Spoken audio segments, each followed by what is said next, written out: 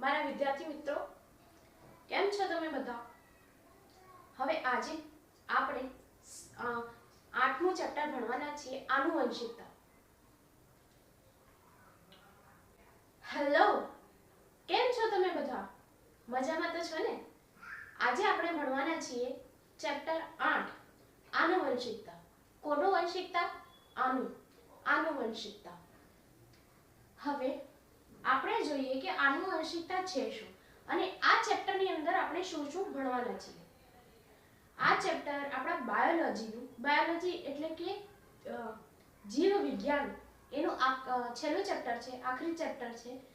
હવે આ પછી આપણી જે બાયોલોજી છે એનો આખો સિલેબસ પૂરો.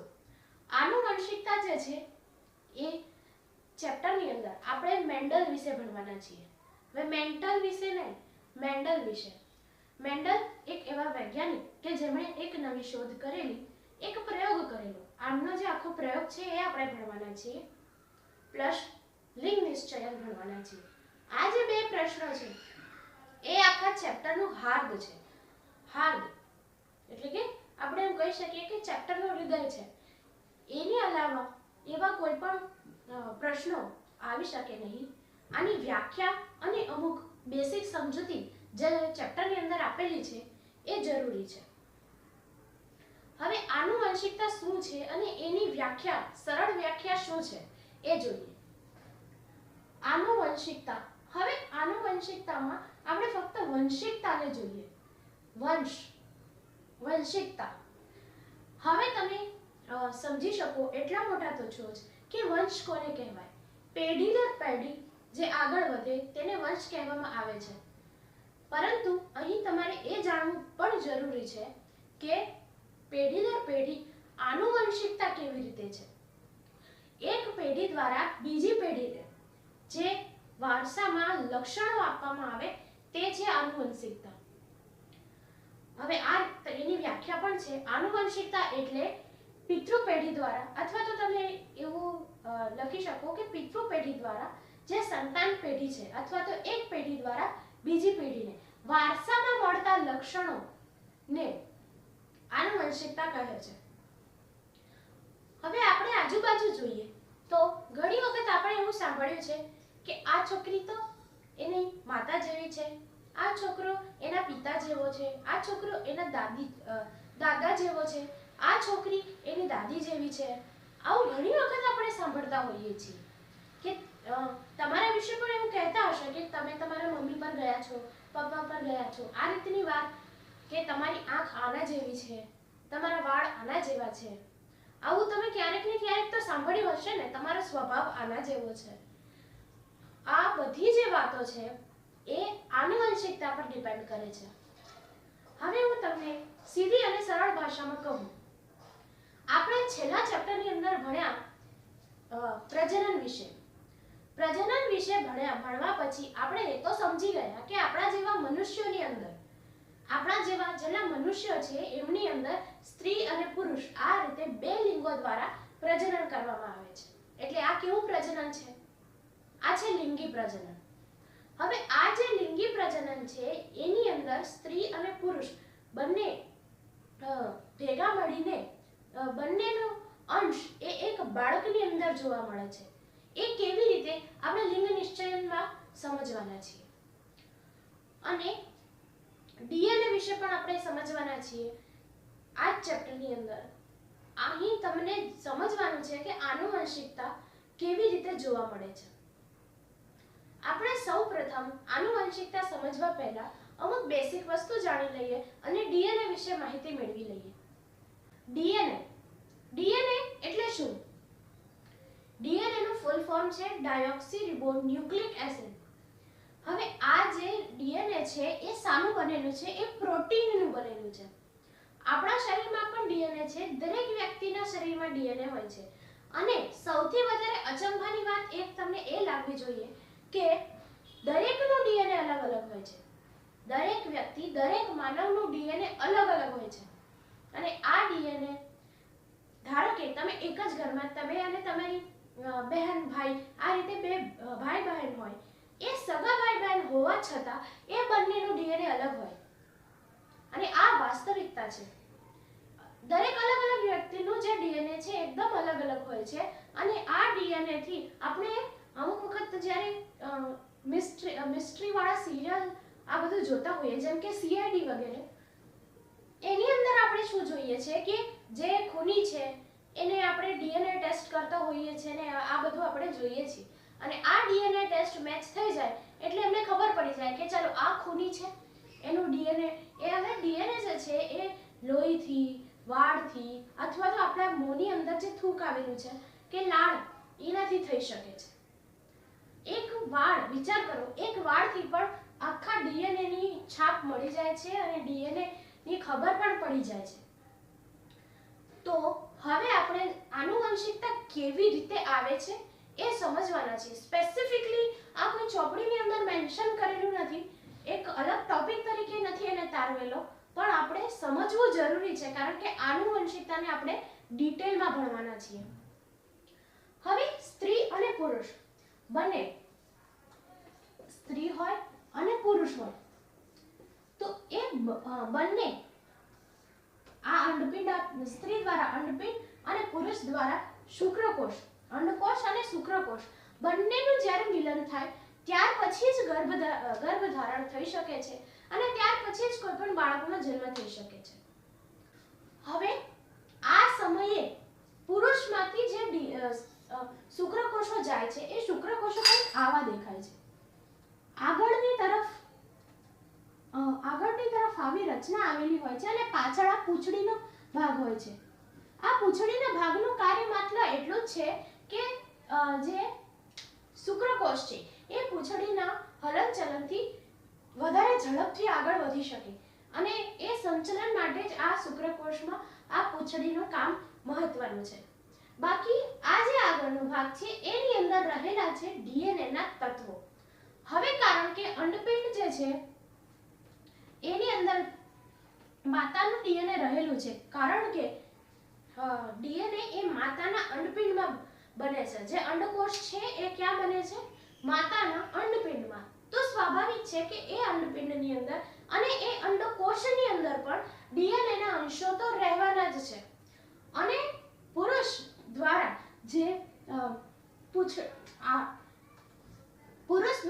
જે શુક્રકોષ દ્વારા અંડપિંડનું ફલન થાય, અંડકોષનું ફલન થાય, એ શુક્રકોષની અંદર પણ પિતાના ડીએનએ તો હોય જ છે. એટલે પિતાના ડીએનએ અને માતાના ડીએનએ થી એક નવું ડીએનએ જન્મ લે છે અને આ નવા ડીએનએ ને એક નવું બાળક કહી શકીએ છીએ અને આ રીતે એક નવું ડીએનએ ઉત્પન્ન થાય છે. હવે આપણે જોવાનું છે કે આ જે નવું ડીએનએ ઉત્પન્ન થાય છે એ અને આમની અંદરથી જે ડીએનએ આવે છે એ કેવા હોય છે. હવે એક મનુષ્યની અંદર 23 જોડ રંગસૂત્ર છે. કેટલા? 23 જોડ. જોડમાં કેટલા હોય? 2. 23 જોડ એટલે કુલ કેટલા? 46. હવે જેને ન ખબર હોય એમને કહી દો, જેમ ચપ્પલની જોડી હોય છે ને, આપણે એક સિંગલ ચપ્પલ તો ખરીદવા નથી જતા ને, તો ચપ્પલની જે જોડી હોય છે એવી આની અંદર ડીએનએ ની અંદર કેટલી જોડ હોય છે? 23 જોડ હોય છે. પણ 23 જોડ, એક જોડમાં કેટલા? 2. તો આવી રીતે કુલ ગણીએ તો કેટલા હોય છે? 46. હવે તમે પ્લીઝ એક વસ્તુમાં કન્ફ્યુઝ નહીં થતા. આ ચેપ્ટરની અંદરથી એમસીક્યુ થોડાક લોજિકલ પણ આવી શકે, તો આમાં સમયે તમારે છે ને કન્ફ્યુઝ નથી થવાનું. કેટલા જોડ, મનુષ્યની અંદર કેટલા જોડ રંગસૂત્રો આવેલા છે? તો 23. અને કેટલા રંગસૂત્ર આવેલા છે? તો 46. કેટલા રંગસૂત્રો? 46. કેટલી જોડ રંગસૂત્રો? 23. હવે તમને જો જોડ શબ્દ હોય, જોડની અંદર કેટલા? પેરની અંદર કેટલા હોય? 2. ઓકે, જેમ મેં તમને ચપ્પલનું ઉદાહરણ આપ્યું એની અંદર 2 હોય તો 23 જોડ રંગસૂત્ર. અને જે 46 છે એ કેમ 46? કારણ કે એક જોડમાં કેટલા છે? 2. તો 23 જોડ છે તો 2 ગુણ્યા 23 એટલે 46. જો આ વસ્તુ ઉપર હું ભાર કેમ મૂકું છું? કારણ કે દર વખત છે ને આવા કન્ફ્યુઝન ઊભા થાય સ્ટુડન્ટને કે કેટલા જોડ અને કેટલા રંગસૂત્ર. હવે કોઈ 23 રંગસૂત્ર લખી આવે, 23 રંગસૂત્ર નથી, 23 રંગસૂત્રોની જોડ છે. તો જ્યારે તમને જોડ પૂછે ને ત્યારે 23 અને જ્યારે કેટલા રંગસૂત્રો છે જોડ શબ્દ સ્પેસિફાઈ નથી કરેલો એવા સમયે તમારે 46 લખવાની છે. પ્લીઝ આ વારંવાર પૂછાતો પ્રશ્ન છે એટલે હું આના પર વધારે ભાર મૂકું છું. તમે સમજો અને કન્ફ્યુઝ નહીં થાઓ. જોડ પૂછાય તો 23 અને કેટલા રંગસૂત્રો છે તો 46. કેટલા જોડ 23, કેટલા રંગસૂત્રો 46. એકાદ વાર બોલી લો તમે પણ, નકર કન્ફ્યુઝ થઈ જશો. હવે સમજી ગયા? ઓકે. હવે 46 રંગસૂત્રો રહેલા છે. કેટલી જોડ? 23. હવે પુરુષમાંથી 23 રંગસૂત્રો જાય છે, સ્ત્રીમાંથી 23 રંગસૂત્રો જાય છે. એ બંને ભેગા મળે છે ત્યારે એક સંપૂર્ણ ડીએનએ બને છે. ઓકે, આખી આખી જોડ નહીં, 23 રંગસૂત્રોની જોડ નહીં. 23. હવે જો બે જોડ છે બરાબર, એમાંથી 23 અને 23 ભેગા થાય છે ત્યારે અહીંયા 46 રંગસૂત્ર બને છે અને એમની જોડ થાય છે અને 23 જોડ નિર્માણ પામે છે. 46 રંગસૂત્ર અને 23 જોડ રંગસૂત્ર ભેગા થાય અને બાળકનો જન્મ થાય. હવે અહીં કેવી રીતે આનુવંશિકતાની વાત છે? અહીં આનુવંશિકતાની વાત એવી રીતે છે કે સ્ત્રી અને પુરુષ આપણે જોઈ શકીએ છીએ. કેવી રીતે આપણે નક્કી કરી શકીએ કે કોણ કેવું છે, કોણ તેની માતા જેવું છે, કોણ તેના પિતા જેવું છે કે કોણ દાદા દાદી જેવું છે? આ વસ્તુ આપણને ખબર ન હોય એવા સમયે આપણે શું જોઈએ છીએ કે આંખનો રંગ કેવો છે, એ માતા જેવો છે કે પિતા જેવો છે? તો એ માતા જેવો છે. વાળ કેવા છે, પિતા જેવા છે કે માતા જેવા? તો એ પિતા જેવા છે, તો પિતા. આવી રીતે પ્રભાવી અને પ્રચ્છન્ન લક્ષણો હોય છે. હવે તમે કહેશો કે આ પ્રભાવી અને પ્રચ્છન્ન લક્ષણો શું છે? 23 જોડ માતાની હોય તો એની અંદર હાઈટ પણ આવી જાય, એની અંદર શરીરનો બાંધો પણ આવી જાય, એની અંદર આંખનો કલર પણ આવી જાય, એની અંદર ચામડીનો કલર પણ આવી જાય. પરંતુ અને સેમ જે પુરુષ છે, પુરુષના જે 23 રંગસૂત્રો આવેલા છે એની અંદર પણ સેમ હાઈટ અને સાથે સાથે જે કંઈ આંખનો કલર, શરીરનો બાંધો, ચામડીનો રંગ, આ બધું આમના પાસે પણ આવે અને આમનામાંથી. પરંતુ જેનું લક્ષણ પ્રભાવી હોય એ જોવા મળે. ધારો કે અહીં માતાનું લક્ષણ પ્રભાવી હોય, આંખના મામલામાં માતાનું લક્ષણ પ્રભાવી છે, તો એવા સમયે બાળકની આંખ કેવી હશે? માતા જેવી. પણ પિતા પાસેથી આંખનું લક્ષણ મળ્યું તો છે પણ એ કેવું છે? પ્રભાવી નથી, પ્રચ્છન્ન છે. અને માતાનું લક્ષણ કેવું છે? પ્રભાવી છે, એટલે વધારે પડતું માતાના જેવું છે. અમુક એવા લક્ષણ હોઈ શકે કે જેની અંદર પિતા અથવા માતા બંનેમાંથી કોઈનું પણ લક્ષણ પ્રભાવી હોઈ શકે, અથવા તો એવું પણ હોઈ શકે કે આ બંનેથી અલગ કદાચ બાળકની આંખો તેના દાદા અથવા દાદી જેવી હોય, નાના નાની જેવી પણ હોઈ શકે છે. તો આ બધી જે છે આનુવંશિકતા છે જે પેઢી દર પેઢી જોવા મળે. હવે આપણે આનુવંશિકતાને આ રીતે સમજીશું તો કદાચ તમને થોડુંક અઘરું લાગી શકે, પણ મેન્ડલ વૈજ્ઞાનિકનો જે પ્રયોગ છે એ આપણે સમજીશું એટલે આપણને તે ખૂબ સરળ રીતે ખબર પડી જશે. ચાલો હવે આપણે મેન્ડલનો પ્રયોગ જોઈએ. મેન્ડલ વૈજ્ઞાનિક છે, એમણે શું કર્યું છે? એમણે વટાણાના છોડ પર પ્રયોગ કર્યો છે. છોડ. વટાણા જે એક શાકભાજી છે, હવે એના છોડ પર એમણે કેવા પ્રકારનો પ્રયોગ કર્યો છે એ આપણે સમજીએ. એમણે 2 છોડ લીધા. હવે 2 છોડ એ અલગ અલગ પ્રકારના છે. કેવી રીતે? તો એક છે ટી. હવે આ ટી કેપિટલ ટી છે, તમે જુઓ આ જે છે એ મોટા ટી છે, કેપિટલ, અને આ જે ટી છે એ કેવા છે? નાના ટી, એટલે કે સ્મોલ ટી. કેપિટલ અને સ્મોલ લેટર આવે ને આવી રીતે, એ અને આ સ્મોલમાં આવી રીતે લખાય, તો એ જ રીતે કેપિટલ અને સ્મોલ ટી લીધેલા છે. હવે તમારે એ સમજવાનું છે કે ધારો કે આ પિતા છે, આ માતા છે, આપણે જેવું ધારવાનું છે, જેવું મેન્ડલના પ્રયોગમાં મેન્ડલે ધારેલું. હવે આ બંનેનો સમાગમ કરાવવામાં આવે ત્યારે શું થાય એ એમને જાણવું હતું. એ પહેલા તમે એ જાણી લો કે આ જે કેપિટલ ટી છે, કેપિટલ ટી નો શું મતલબ છે? વૃક્ષ ઊંચું છે. વૃક્ષની ઊંચાઈ કેવી છે? વધારે. વૃક્ષ ઊંચું છે. અને સ્મોલ ટી જે છે તેનું વૃક્ષ નાનું છે. હવે આપણે જેટલી સંભાવનાઓ બની શકે એટલા બધા જ સંભાવનાઓ બનાવવાની છે. હવે તમારે અહીંયા સંભાવનામાં તમને યાદ હોય તો તમે છાપું અને કાંટો જ્યારે આપણે સિક્કાને ઉછાળીએ છીએ તો સિક્કાને ઉછાળો ત્યારે શું મળે, કેવા પ્રકારની સંભાવનાઓ મળી શકે ત્યારે આપણે બનાવતા હતા. યાદ કરો, ટી એચ, ઓકે, પછી એચ પણ મળી શકે, પછી T T T H H, આવી રીતે આપણને સંભાવનાઓ મળતી હતી. યાદ કરો. હા, આ વસ્તુ અહીંયા કામ લાગવાની છે. ચાલો જોઈએ કેવી રીતે. તો અહીંયા આપણે બે અલગ અલગ પ્રયોગો છે. સૌથી પહેલા આપણે શું કરશું? આમને અલગ કરી કાઢો, આમને અલગ કરી કાઢો. આ બંને એક ટીમમાં, આ બંને એક ટીમમાં. ચાલો, શું સંભાવનાઓ હોઈ શકે? હવે આપણે એ વસ્તુ યાદ રાખવાનું છે કે કેપિટલ ટી જેની અંદર આવ્યું એ વૃક્ષ ઊંચું, અને જેની અંદર એક પણ કેપિટલ ટી આવે ને તો એ વૃક્ષ ઊંચું, અને એકમાં પણ જો કેપિટલ ટી ન આવે, બંને સ્મોલ ટી થઈ જાય ને તો એ નીચું. હવે આપણે પેઢી બનાવવાના છે. ચાલો આની પેઢીઓ બનાવીએ. સૌથી પહેલા આપણે આ પ્રથમ વિભાગને ધ્યાનમાં લઈએ.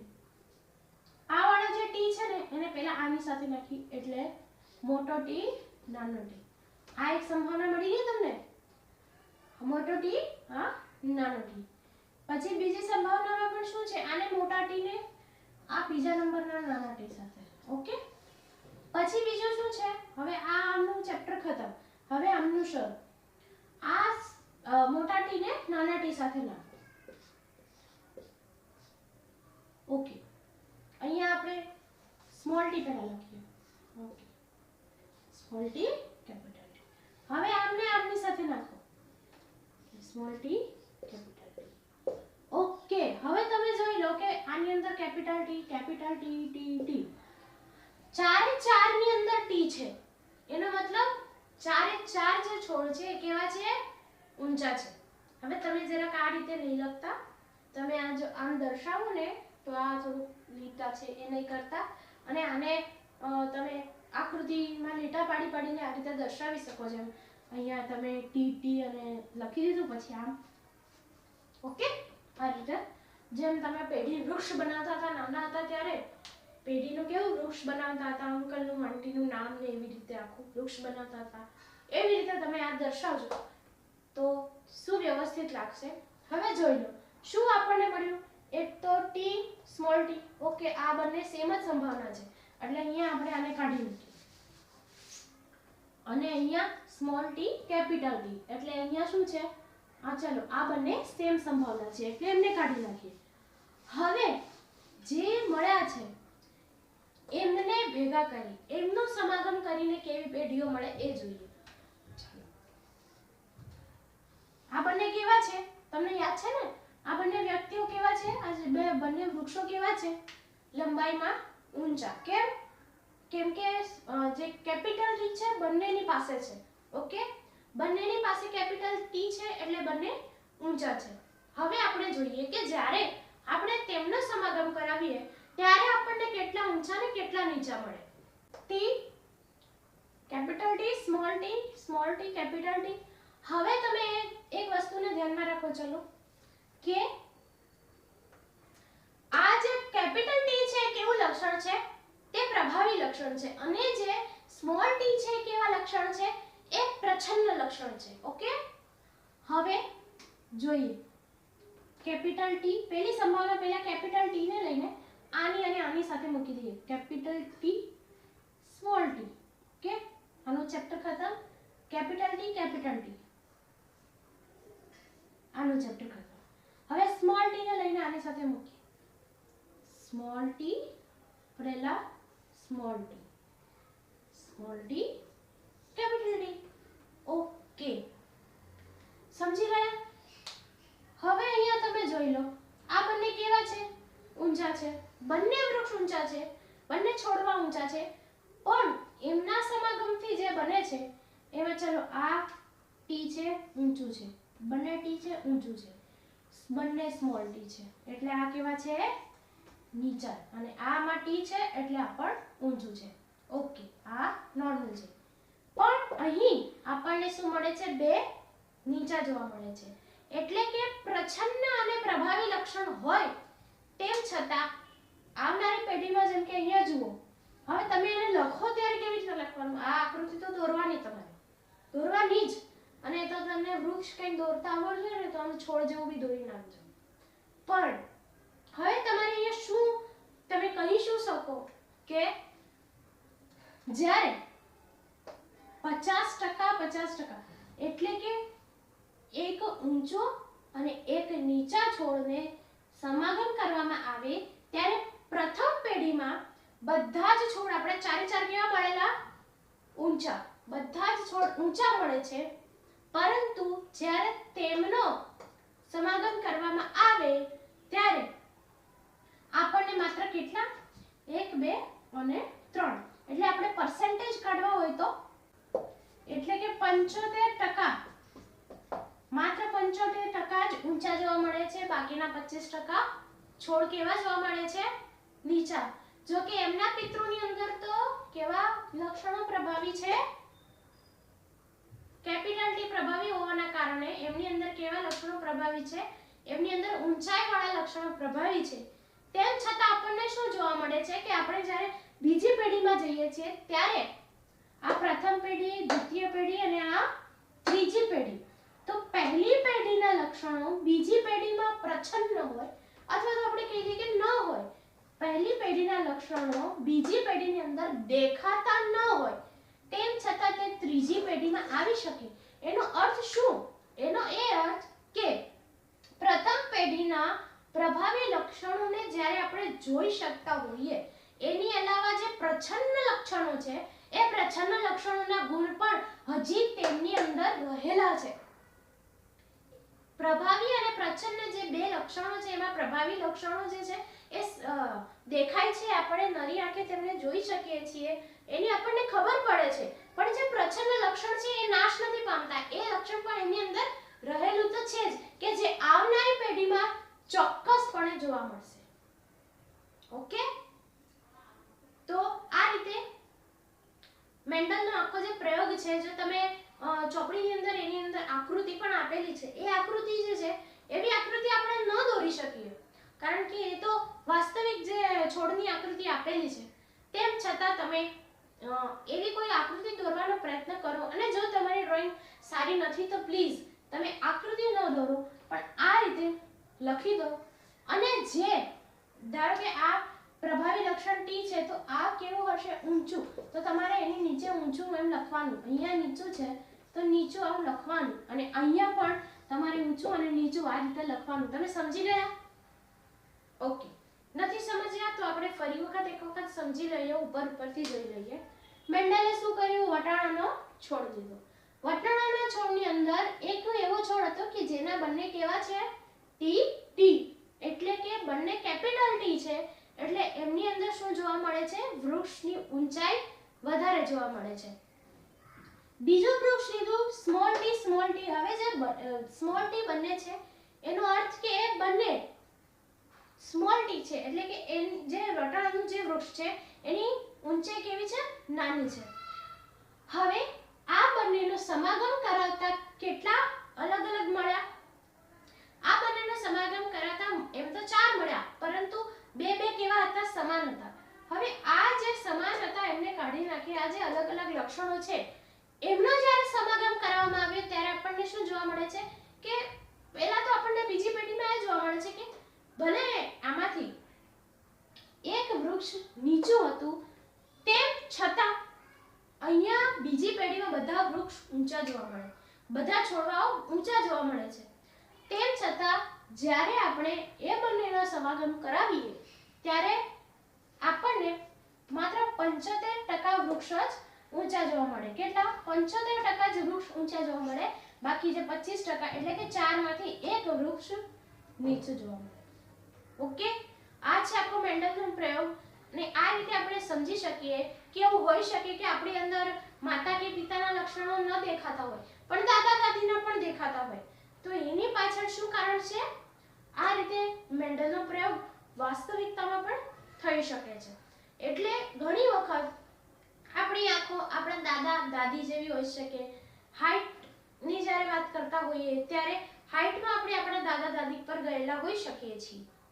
એટલે એવું કહી શકાય કે વારસો જે છે જે પેઢી દર પેઢી ચાલ્યા જ કરે છે, એમ આનુવંશિકતા જે છે એ પેઢી દર પેઢી ચાલ્યા કરે, 3, ત્રીજી, ચોથી, 5મી પેઢી સુધી એ ચાલ્યા જ કરે છે. ઓકે, આ બધું તમારે લખવાનું નથી, આ તો આખો પ્રયોગ છે, જો પૂછાય તો એ જ લખવાનું. મોટા ભાગે તો એવી સંભાવના ખરી કે આની અંદર એમસીક્યુ પૂછાશે, તેમ છતાં જો પૂછાય તોની વાત છે. લગભગ આમાંથી પૂછાશે નહીં, મોટા પ્રશ્નો જે 3, 4, 5, 3 માર્કના 4 માર્કના એવા પ્રશ્નો નહીં પૂછાશે, પણ જો પૂછાય તો તમારે આ વાતનું ધ્યાન રાખવાનું છે. અને કેમ કે આ પાઠમાંથી એમસીક્યુ છે તો 3 માર્કના એમસીક્યુ છે તો તમારે આને જવા દેવાના નથી.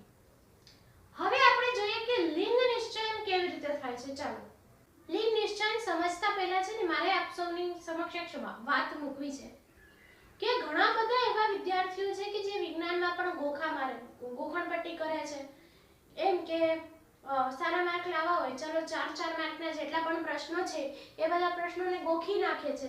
3 માર્ક 4 માર્કના પ્રશ્નોને ગોખીને આખી વ્યાખ્યાથી લઈને જે કંઈ ઇન્ફોર્મેશન આપેલી છે, બાકી ઇન્ફોર્મેશન અને જે રાસાયણિક સૂત્રો આપેલા છે, સમીકરણો આપેલા, બધું જ ગોખી કાઢે છે, બધું A to Z બધું ગોખી નાખે છે.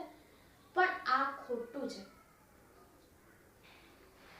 જો તમે વિજ્ઞાન વિશે ભણો છો તો વિજ્ઞાનમાં કંઈ ગોખવાનું ન આવે. વિજ્ઞાનમાં તો હું તો કહું સમીકરણો પણ ગોખવાના નથી, તમારે એને સમજવાનું છે. તમે સમીકરણોને સમજી જશો ને તો જાતે બનાવતા થઈ જશો.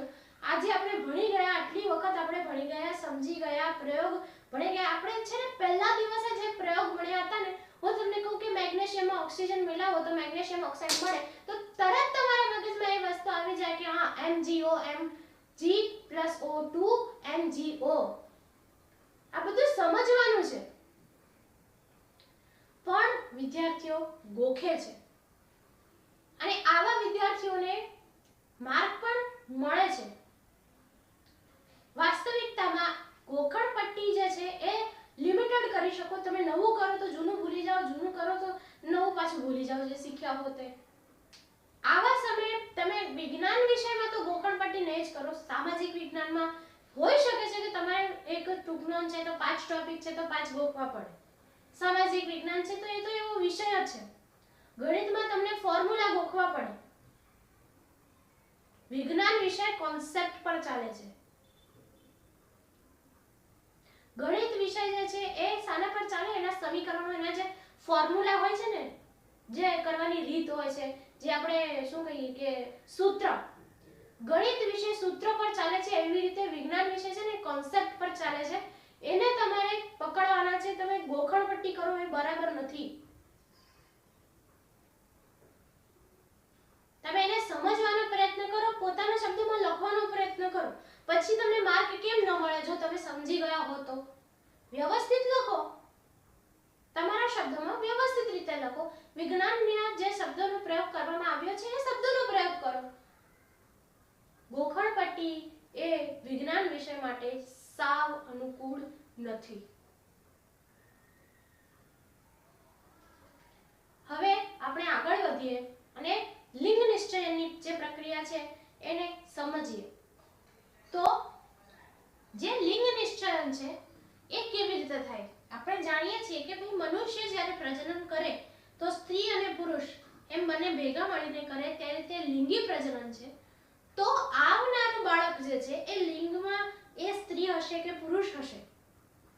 બરાબર, એ સ્ત્રી હશે, પુરુષ હશે, બંનેમાંથી શું હશે એ જાણવું, એ કેવી રીતે નક્કી થાય જાણવું જરૂરી છે. આપણે કે જે આવનારું બાળક સ્ત્રી છે કે પુરુષ એ કેવી રીતે નક્કી થાય છે? ચાલો હવે આપણે એ જાણીએ. સ્ત્રીની અંદર જે કોષો છે એમાં કેવા કોષો રહેલો છે? X અને X. સ્ત્રીની પાસે X અને X આ રીતે આવેલા છે, જ્યારે પુરુષની પાસે x અને y આવેલા છે. સ્વાભાવિક છે કે સ્ત્રીની પાસે તો કેટલા છે? x અને x બંને સેમ જ છે. આ x આપો કે આ x આપો છે તો x જ, બંનેના કોઈ ફરક નથી. તો એવા સમયે સ્ત્રી એક x આપે છે. સ્ત્રી દ્વારા ગર્ભધાન સમયે ધારો કે એક x આપવામાં આવે અને પુરુષ દ્વારા એની પાસે પુરુષમાં x અને y બંને જોવા મળે છે. એટલે જો પુરુષ x આપે તો જે સંતાન આવનારું છે તે બાળકી જન્મ લેશે. જો પુરુષ x આપે તો એ જે આવનારું જે સંતાન છે, જે બાળક છે એ સ્ત્રી હોય, કારણ કે એક x સ્ત્રી પાસેથી તો x જ છે એટલે એ જ મળશે. એક x આવે અને પુરુષ પાસેથી એક x આવે તો બે x ભેગા થાય, બે x એટલે તે જે બાળક છે તે સ્ત્રી કે માદા હોય. હવે જ્યારે આપણે જોઈએ કે y આવે ત્યારે શું થાય? સ્ત્રી દ્વારા એક x આપવામાં આવે અને પુરુષ દ્વારા એક y આપવામાં આવે તો x અને y કે જેનાથી પુરુષનો એટલે કે આવનારું જે સંતાન છે એ છોકરો થશે આવું નક્કી થાય છે. હવે તમારે એને સુવ્યવસ્થિત રીતે દર્શાવવાનું છે. હું તમને કહું કે જ્યારે તમે એને દર્શાવતા હો ત્યારે તમે કેવી આકૃતિ દોરી શકો એ હું તમને બતાવું.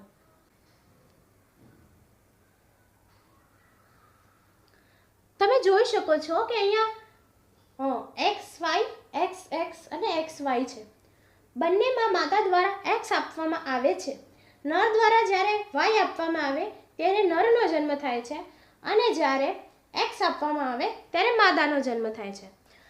આ રીતે પરીક્ષામાં તમારે દર્શાવવાનું છે. ત્યારે તમે આ રીતે આકૃતિ દોરીને દર્શાવી શકો. હોઈ શકે છે કે 2 માર્કની અંદર તમને લિંગ નિશ્ચયન પૂછાય છે તો ખરેખર લિંગ નિશ્ચયન શું છે એ તમારે જણાવવાનું છે કે આવનારું બાળક સ્ત્રી છે કે પુરુષ એ નક્કી કેવી રીતે થાય તેને લિંગ નિશ્ચયન કહેવામાં આવે અને તમારે આ રીતે દર્શાવી દેવાનું એક્સપ્લેનેશન આપી શકો છો કે માદામાં 2x હોય છે અને પુરુષમાં x અને y જોવા મળે છે. હવે આ લિંગ નિશ્ચયન તમે જોયું તો એના પરથી તમને શું ખબર પડી? એના પરથી આપણને ખબર પડે છે કે આવનારું બાળક એ સ્ત્રી છે કે પુરુષ છે એ કોના પર આધાર રાખે છે? એ આધાર રાખે છે પુરુષ પર, કારણ કે માદા પાસે બંને x જ છે પણ પુરુષ પાસે x અને y બંને છે. જો તે x આપે તો સ્ત્રીનો જન્મ થાય, y જો તેના દ્વારા આપવામાં આવે તો પુરુષનો જન્મ થાય. તો આવનારું સંતાન સ્ત્રી છે કે પછી પુરુષ છે એ બંને એનું જે લિંગ નિશ્ચયન છે એ કોના દ્વારા થાય છે? પુરુષ દ્વારા. પુરુષના કોષો જવાબદાર છે સ્ત્રી અથવા પુરુષના જન્મ માટે, પરંતુ એવું નક્કી હોતું નથી કે x કે y શું મુક્ત કરવામાં આવશે પુરુષ દ્વારા, અને આ રીતે લિંગ નિશ્ચયન જોવા મળે છે. આપણે આપણા સમાજમાં આવું જોઈએ છીએ કે જો આ પુરાના સમાજની વાત પણ હોઈ શકે, ક્યારેક પછાત વર્ગના સમાજની અંદર પણ આ બધું જોવા મળે છે. આપણે આ બધું આપણા આજુબાજુ આજકાલ તો નથી જોતા પણ પહેલાના સમયમાં આવું જોવા મળતું હતું. આના વિશે તમે સાંભળ્યું પણ હશે કે જો જ્યારે કોઈ માતા પ્રેગ્નન્ટ હોય, કોઈ સ્ત્રી ગર્ભવતી હોય, આવા સમયે તેનું લિંગ પરીક્ષણ કરાવવામાં આવે. તેના જે બાળકનું લિંગ પરીક્ષણ કરવામાં આવે ત્યારે જો તે સ્ત્રી હોય તો તેની ગર્ભની અંદર જ હત્યા કરી દેવામાં આવે છે. આ બધું થાય છે. કોને ખબર કે આજના આટલા આધુનિક જમાનાની અંદર જ્યારે આખી દુનિયાની વિચારધારા બદલે છે ત્યારે પણ ક્યાંક ને ક્યાંક આવું જોવા મળતું હોઈ શકે. ભારતના કોકને કોક ખૂણામાં આવું થતું હશે. તેથી ભારત દેશમાં આવું વધારે થાય છે. એવું જોવા મળે છે કે જ્યારે બાળક તરીકે એક સ્ત્રીનો જન્મ થાય, એક છોકરીનો જન્મ થાય, એવા સમયે તેને મારી નાખવામાં આવે છે, બાળકીને દૂધ પીતી કરવી, અને આ બધી જે કંઈ પ્રથા છે ને એનાથી આપણે અવગત છીએ. એ આપણે સામાજિક વિજ્ઞાનમાં ભણીએ છીએ એટલે આપણે તેનાથી અવગત છીએ, પરંતુ વિજ્ઞાનમાં પણ આવી રીતે લિંગ નિશ્ચયન કરવામાં આવે. ડોક્ટરો તેનું પરીક્ષણ કરતા હોય છે અને લિંગ નિશ્ચયન થવા પછી એ સ્ત્રી છે કે પુરુષ છે, જો તે સ્ત્રી હોય તો તેને ગર્ભમાં જ મારી નાખવામાં આવે. આવનારું બાળક જો છોકરી હોય, એ ગર્લ હોય તો તેને ગર્ભની અંદર જ મારી નાખવામાં આવે. આવું થાય છે, અને એવું ન થાય ને એના માટે ભારત સરકારે આ લિંગ પરીક્ષણ તો થઈ શકે છે એટલે ભારત સરકારે લિંગ પરીક્ષણ પર બેન કરી દીધું છે. હવે લિંગ પરીક્ષણ કરવું આ એક અપરાધ છે. ધારો કે કોઈ વ્યક્તિ લિંગ પરીક્ષણ કરાવવા આવે અને કોઈ ડોક્ટર કરે તો આમાં વ્યક્તિ જે કરાવે છે એ અને જે કરે છે બંને ગુનામાં આવે છે. અને આવું જો થાય તો આ ગંભીર કેસ ડોક્ટર પર પણ બની શકે. આટલા ભણેલા વ્યક્તિ ડોક્ટર પર પણ ગંભીર કેસ બની શકે છે અને એનું જે આખું કરિયર છે એ જોખમાઈ જાય છે. એટલે હવે આપણા ભારત દેશની અંદર લિંગ પરીક્ષણ કરાવવું એ એક અપરાધ છે અને ડોક્ટરને જે ડોક્ટર કરે છે એ પણ અપરાધ છે. તો હવે આપણે અહીંયા લિંગ નિશ્ચયન પૂરું કર્યું અને આ જે ઇન્ફોર્મેશન જે મેં તમને આપી ભારત દેશમાં જેવું થાય છે, આ બધી વસ્તુ અહીંયા તમારે લખવાની તો નથી, પણ આ આપણી સામાન્ય જાણકારી. આપણે આપણા સમાજ વિશે નહીં જાણીએ તો કોના વિશે જાણીશું? એટલે આપણા સમાજમાં પહેલા આવું પણ થતું હતું અને આજે ક્યાંક ને ક્યાંક કોઈના કોઈ ખૂણામાં થતું જ હશે, નક્કી થતું હશે. આ બધી જે ગતિવિધિઓ છે તેને રોકવું જોઈએ અને સ્ત્રી, પુરુષ, બાળક, બાળકી આ બધા વિચારોને મનમાં ન રાખવા જોઈએ અને દરેક લિંગને સમાન અધિકાર જ્યારે ભારત સરકાર આપે છે, આ સમાજ નથી આપી શકતો. બંધારણ પણ સ્ત્રી અને પુરુષને સમાન અધિકાર આપે છે, સમાજ નથી આપી શકતો. તો આપણે આ બધી વિચારધારાથી આગળ વધવાનું છે. આપણે વિદ્યાર્થી છીએ, આવનારા સમયનું ભવિષ્ય છીએ, તો આપણે આ બધી વાતોને ધ્યાનમાં નથી લેવાનું. અને લિંગ નિશ્ચયનો જે ટોપિક છે એ જો પરીક્ષામાં પૂછાય તો કદાચ 2 માર્કની અંદર પૂછાઈ શકે. તમે આવી સામાન્ય આકૃતિ દોરી શકો જેવી મેં તમને બતાવી.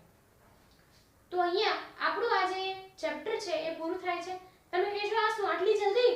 હા, આ ચેપ્ટરની અંદર કંઈ ખાસ છે નહીં, આટલી જ વસ્તુઓ છે, પણ મેન્ડલનો પ્રયોગ અને લિંગ નિશ્ચયની પ્રક્રિયા, આનુવંશિકતાની વ્યાખ્યા, આમાંથી MCQ પણ પૂછાઈ શકે અને 2 માર્કના પ્રશ્નો પણ પૂછાઈ શકે. તો પ્લીઝ તમે જરાક ધ્યાન રાખો અને આ ચેપ્ટર અહીંયા આપણું પૂરું થાય છે. અત્યાર સુધી તમે જો મેટ્રિક પાસ ચેનલને સબસ્ક્રાઇબ નથી કરી તો કરી દો અને રેગ્યુલરલી જે વિડીયો આવે છે તે જુઓ. હવે તો બસ જાણે આપણી સામે જ બોર્ડની પરીક્ષા ઊભી છે અને આવા સમયે પણ આપણે જાગૃત નહીં થઈએ તો ક્યારે થઈશું? એટલે હવે બોર્ડની પરીક્ષા માટે આપણે બધા તૈયાર થઈએ. વિજ્ઞાન વિષયની બોર્ડની પરીક્ષા તો આવે છે. 8 તારીખે આપણી વિજ્ઞાનની બોર્ડની પરીક્ષા છે. તો તમે તમારા મિત્રોને આ ચેનલ વિશેની માહિતી આપો કે એમને છેલ્લી ઘડીનું રિવિઝન કરવું હોય તો તે કરી નાખે. હવે આવનારા સમયમાં આપણે ખૂબ જ જલ્દી એક વિડીયો લઈને આવવાના છે જેની અંદર આપણે IMP આપી દઈશું અને તમને થોડી ટિપ્સ પણ આપીશ. Thank you so much.